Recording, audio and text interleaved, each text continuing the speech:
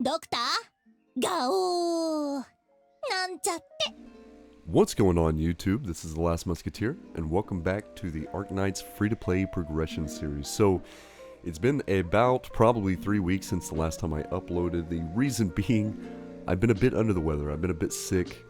Could hardly use my voice. Been coughing, congestion. It's been pretty bad. So commentary has not been an option for me, and I can't really make the vids without commentary. So, I am finally back, but you may notice a little bit of congestion in my nose right now. Hopefully it doesn't cause too much of a problem. But this may take a little bit for the commentary, so we're going to finish it off. But jumping straight into it, I'm doing the pulls from the anniversary event. Now, I didn't want to go too hard on this. My main objective was to get Pepe. I like Pepe. I like her design. I love the way her regular E2 skin looks. So I was excited to try to pull for her, and honestly, I can't really complain. I did decent on the pulls. You know, things could have been a lot worse, so I'm not going to complain too much about it, but I did get someone that I wasn't expecting and really didn't need. But yeah, I pulled Irene, and she is not a bad unit. It's just my guards are basically my strongest, and I don't necessarily need any extras right now. I really need some strong casters, some strong snipers, anything that's going to help me a lot in the range department. So, in a way, happy, also sad at the same time. I would have loved to have Nara, but that is what it is. She's going to be added to the regular pool, so I guess I can honestly just end up pulling her at some point. It'll be alright, but that just means one more person to get in the way of me pulling my Swire altar, which is a very sad realization for me. But I'm going to speed up these pulls as much as possible. I start to get a little desperate because I'm running out of supplies to pull with. I didn't really know what options I had. I could have farmed more of the event and tried to pull more with some of the OP that I get there, but I went to the desperate part of grabbing from the distinction shop. Now, I only show getting one here. I didn't end up buying all of them. The funny part about it is, it only took the single first one to actually pull my next 6-star. So I could have saved a little bit, but it's fine. I'll always get it back. And there we have Pepe. Got lucky enough it didn't pull any other off-banner or Nara. I'm very happy about that. I would have been happy, of course, of pulling Nara, but Pepe was the original one that I went for. So I'm happy to bonk people, get some big area damage, and once again, it's another guard, and like I said, guards are extremely strong for me currently, but I am happy to have her come home. And I went to E2 and realized that, funny enough, I hadn't finished enough of the main story content to actually unlock her. So I guess that ended up being the goal of this video. And it was a good goal. I was already going for it anyway. Basically, I needed to try to finish 12 by the end of this one.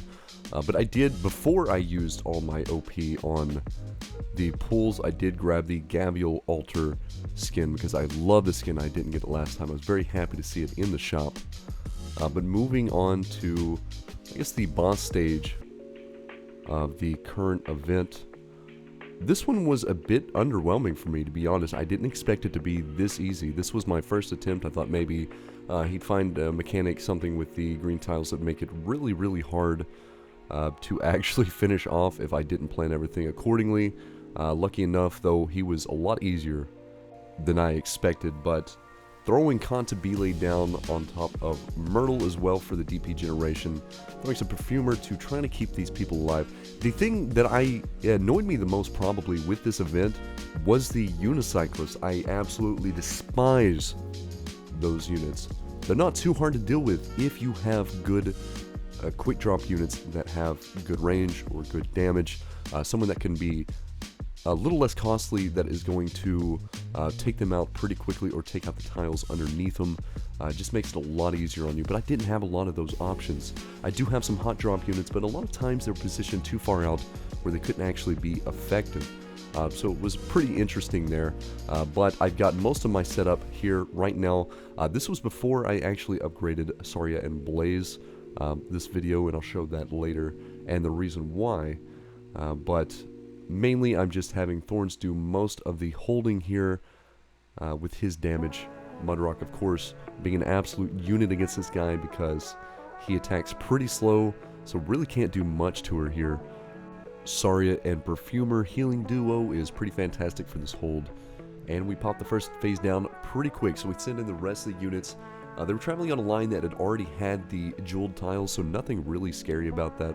Since it was the first run, I didn't know exactly what he'd do in terms of the jeweled tiles, but it was nothing crazy, nothing that actually stood out to me. It gets a little different in the challenge mode on the EX stages, of course, but still nothing overall that bad. And I learned pretty early that the snakes hit extremely hard here. Sorry, Gavial, you became mainly just a minor nuisance to them. Your sacrifice was not in vain though, because we did finish the stage pretty handily, I would say. But with that boss out of the way, we're going to move on to some of the main story stages. And I'm not going to go too in depth with showing all of the stages that I do throughout the entire event or the entire story. I'm just going to show this one being the first one that I started on for the week, just for context, and then just show some of the ones that I feel are more important, the ones that are more annoying to me personally, to talk about them and go over. The main thing about this one I failed a few times just trying to figure out the exact blocking that I needed to do, kind of get the timings down with how I had everything set up. And I will say I absolutely despise the big units that skip after a few hits. They do hit really hard, and the skipping caused a bit of a few problems for me that I ended up having to restart the stage over. They of course take out Saria extremely fast down here, who is normally a very good unit for that, but I didn't have her module at the time. But it's alright, we got through it without her. Gavialter holding the top basically by herself. I'm going to throw Cora down down and to the left of Inez, so that Inez can do the damage to help mitigate just how many people get by, because Gavialter S3 needs to be up for the next batch of enemies that come through here. So I'm going to use Cora's skill just to get that extra hold, and Inez's damage is going to make sure that we get enough of them finished off that we don't get overrun in the top lane. Thorns and Gavialter with her skill 3 give enough block and damage to take them out, and we finish the stage. Now that one did take me a few times, very annoying, but of course I do all of these in adverse first so that I don't have to worry about going back and doing them again. Moving forward to 12:18, the adverse of this stage is that the starting DP and the cost limit is reduced, and some enemies are different. Though I didn't run the regular, so I don't know which enemies are different, but obviously it's going to be a bad time. The reason that this one's significant to me is because these disciples are some of the most annoying units. I can't stand these. Having to time your quick drops or having something to take them out in time before they get to you is an absolute pain. Courier getting in a lot of work in this story chapter is something all the Courier fans out there can rejoice. I don't know if there's actually really much of you guys, or any, to be honest. Sorry, Courier.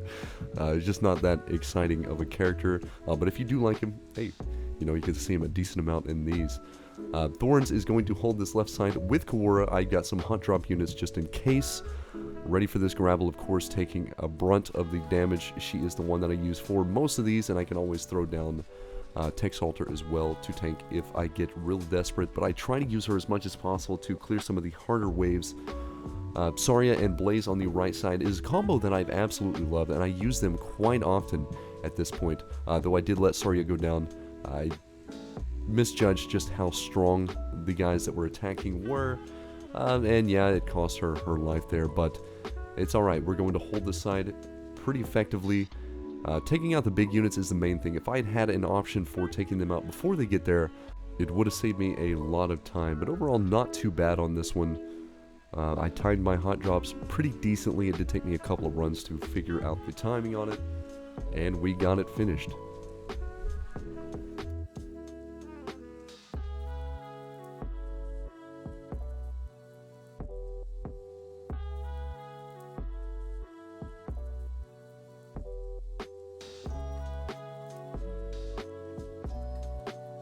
So for 12:19, the terrain and enemies will differ in some places. Once again, I don't do the normal version of these, so I have no idea how much harder it made it. So we're just going to go in like it is the regular map at this point. Had to make a couple of changes here and there. And honestly, the bagpipe change was a fantastic one. Now, this is one I did find kind of fun, trying to figure out the exact strategy for this. I throw Yado Altar down on the right side, facing up, to take out the 2 supply crates there.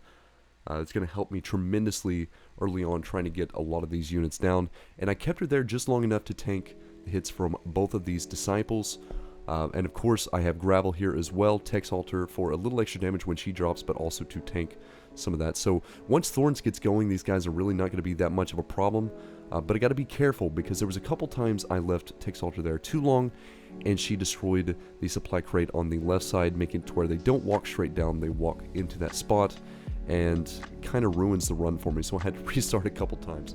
Now I'm going to have Blaze here to handle the right side basically by herself. She's got Perfumer there for the heals. Cutter is going to take out the guys that stop you from blocking the civilians, which was a pain that I didn't realize I was going to have to deal with.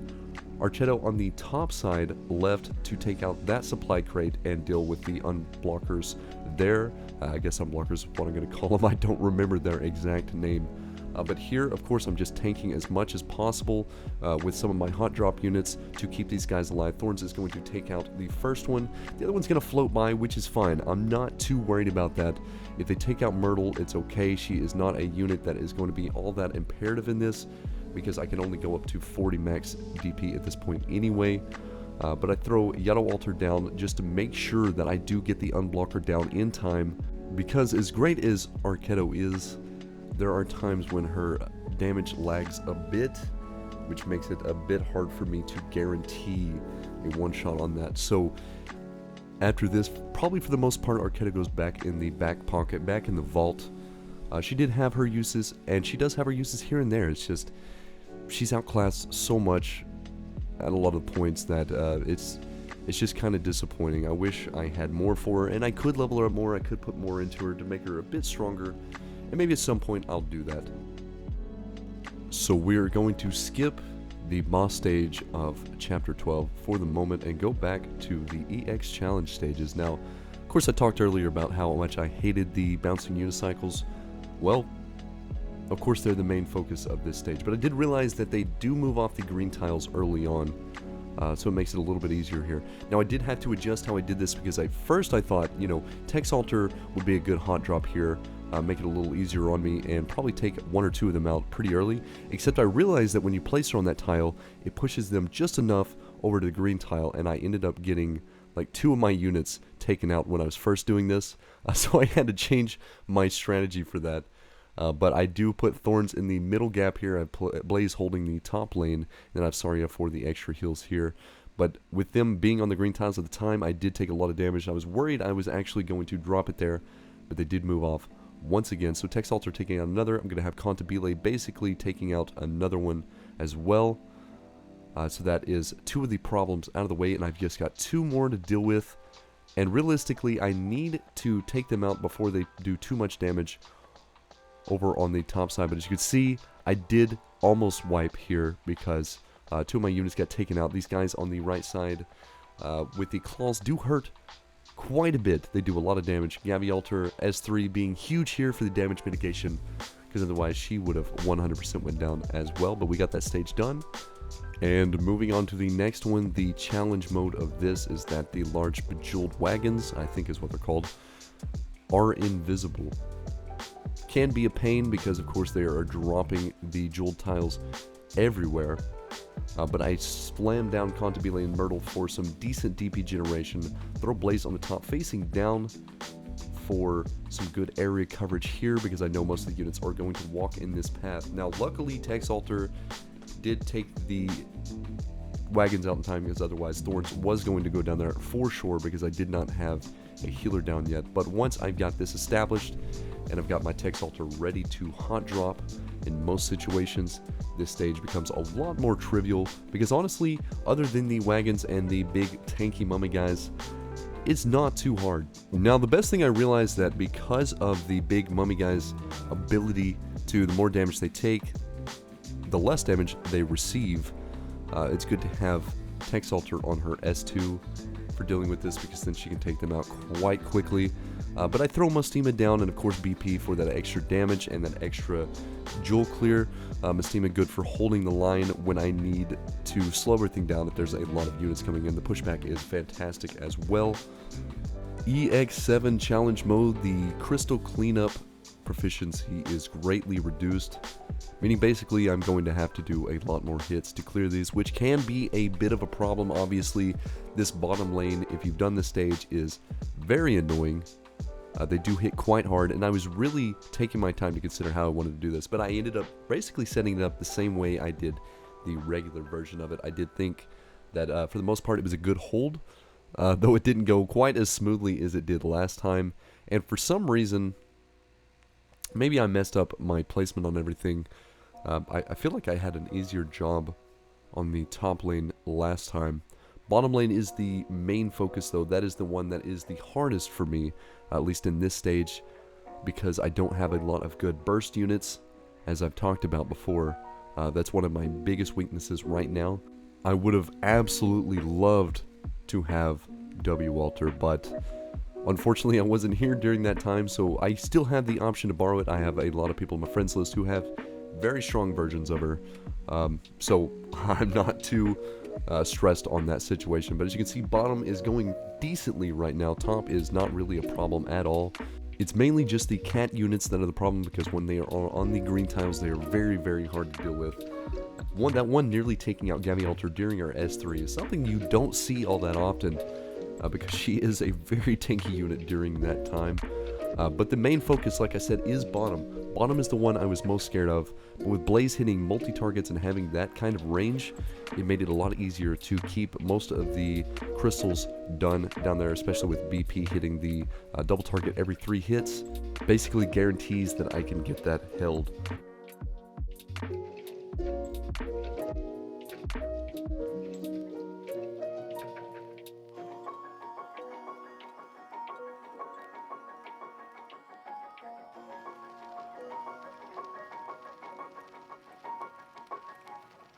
So the reason I'm showing you the modules is because this is important for me for 1220, the boss of the chapter 12 stage.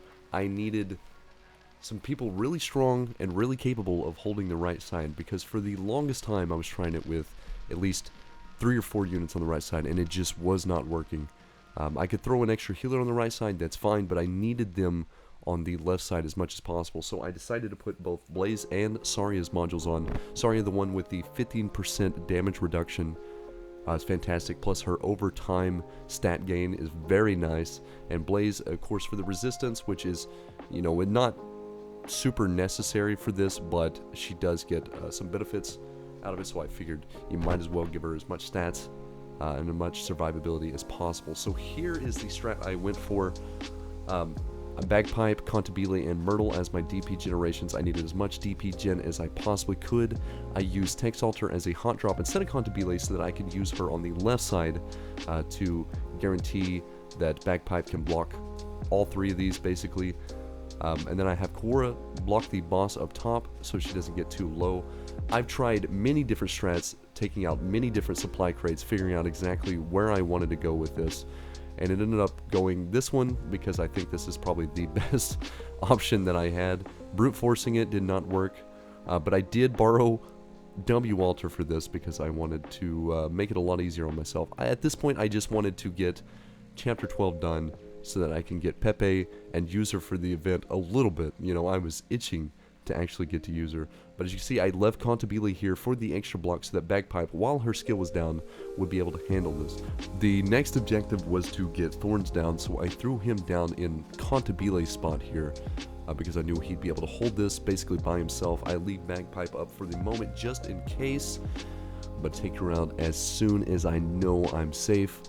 And like I said, I ran this a lot trying to find different strategies, and honestly, the W strat was basically the easiest one for me, having W there just to take everything out. Because leaving the boss or opening the crates up top for more supplies, you know, more max limit, just really wasn't a viable option, because either one side would get overrun or there'd be too much area damage when the boss would do its phase shifts. It just became a big hassle. So basically what I did at this point was use W to clear as many things as fast as possible. Now one thing I did forget about is how much area damage W Alter does with her skill, and so she did take out the crates up top, which I thought might be a problem at some point, but lucky enough I had some units I could hot drop there to slowly trilby guy down and finish him off. Of course he does a ton of damage, which is really annoying. So what I thought I would do is basically throw Bagpipe behind Tex Alter. If Tex Alter gets taken out, then maybe he'll skip line or at least hold him long enough to deal with that. Now Cora did go down because of the defense drain of the boss, and I completely forgot about that. But luckily enough, I do have Gabby Alter in the reserves, just waiting for her moment to shine. It would have been fantastic to have some unit like Honeyberry to clear the afflictions they have on them, but I was able to hold just long enough to get it done. So there's 2 of them there. The third one is going to spawn in here later. And basically I'm going to hot drop Tex Alter whenever he spawns a lot of the damage units, the turrets here. She was fantastic for clearing that, and now at this point I just need a unit to drop a few tiles away from everybody to take the execution hit, because that was one that actually did me in a couple times when it would get rid of Calstit or Monster, and it would just put me in a horrible spot. Now I did almost wipe here because I didn't notice that Gabby Alter got taken out, but luckily held just long enough, and of course with the attack range of W Alter, I didn't have to worry about them getting any further. I knew she was still going to be able to do her job, and of course she's going to take out these Trilby guys basically instantly, so made it very, very trivial. Like I said, I wanted the easy way out on this one just so I could get through with this chapter as quick as possible. I was tired of coming up with 40 different strategies for this, but this one worked extremely well for me. If anybody's going through this one at this time, if you have units kind of similar to this, you can kind of borrow that strategy if you want. It's probably not the best, obviously, but it worked out for me. Anyway, we finally got to 13.5. I did the regular versions of them just so I could get to the stage. And once I had the stage unlocked, I didn't even have to farm for it. I could just basically get some of the uncommon drops for it instead of the very rare drops and just convert them in the crafting menu. So I did finally get her to E2, took her to level 69, took all her skills to 7, and I'm working on the mastery of her 3rd skill, I think, at the moment. I've got 1 point in it. I'm going to put some more in it because I do like just how much boost it gives.